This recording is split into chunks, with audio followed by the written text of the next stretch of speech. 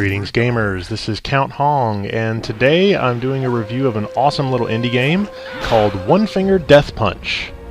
This is an entertaining little brawler that's simple to learn, yet difficult to master. The concept is pretty simple. You control a stickman and you beat up on other stickmen.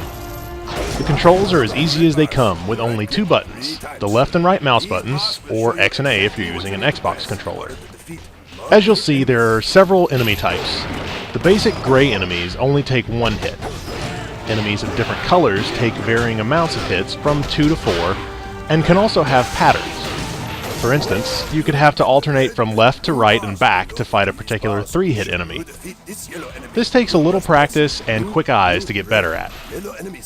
There are also brawlers and bosses that take a series of hits that can also alternate depending on the difficulty. The game has two modes, Levels and Survival. In Level mode, you'll travel across a huge map taking on all kinds of different types of levels.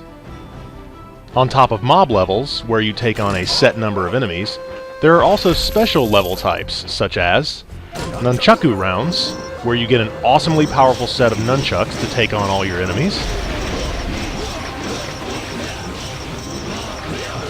Light sword rounds, for those of us who long to be a Jedi or a Sith.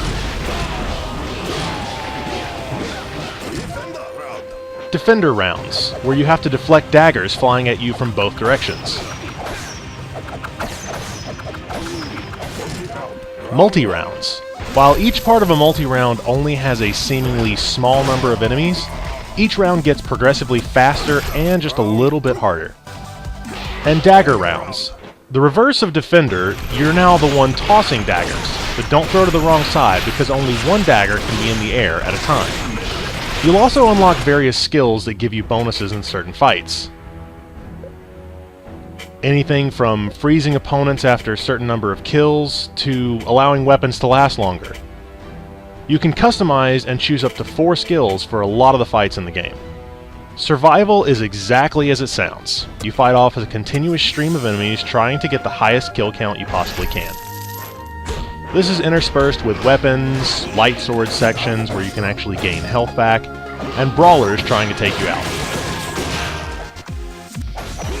Again, while the gameplay is simple, don't be fooled. This is a very challenging game. With 3 difficulties for the levels and survival modes, there are always more enemies to take on and fight. The art style of the game is unique and brilliant, and with constantly changing backdrops, it never gets boring.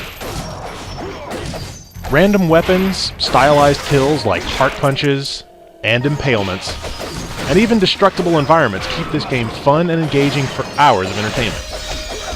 You can pick up One Finger Death Punch on Steam for about $5, and in my opinion, it's more than worth the money. Thanks for watching this review of One Finger Death Punch. I am Count Hong, and I will catch you later.